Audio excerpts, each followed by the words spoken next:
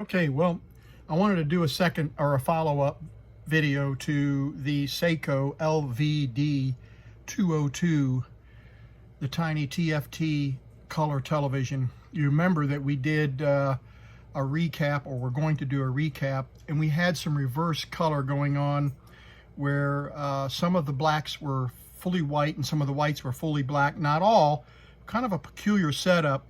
I think we were missing the green color somewhere in there, and so I replaced some caps and reassembled it. Didn't have much luck.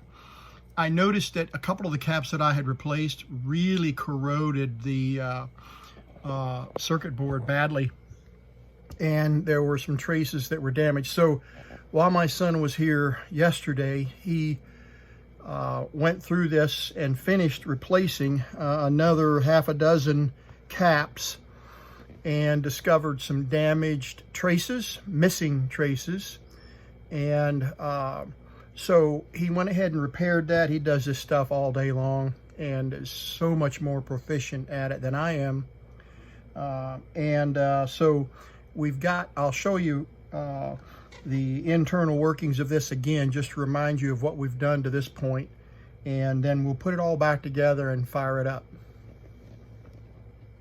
So here's the reassembled to test the Seiko, and you can see the caps here that he replaced, and we even had a bad inductor, and it measured 2 ohms resistance. So I don't have these inductors in stock here, but he measured that, and we thought what we would do is just put in a resistor in its place temporarily, just to complete the circuit, in hopes that it would be enough to take care of it. And it turns out that it was. So you can see all the yellow dots. Those are the caps that I replaced, and the ones without dots are the ones that Jesse replaced recently.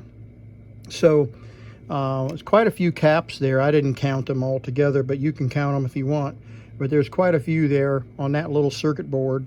And then the other side of the circuit board, I think you may remember, was completely populated with surface mount components, lots and lots of resistors, and some caps, surface mount caps, and some chips that were proprietary. So in any case, let's reassemble this and see how it looks all put back together.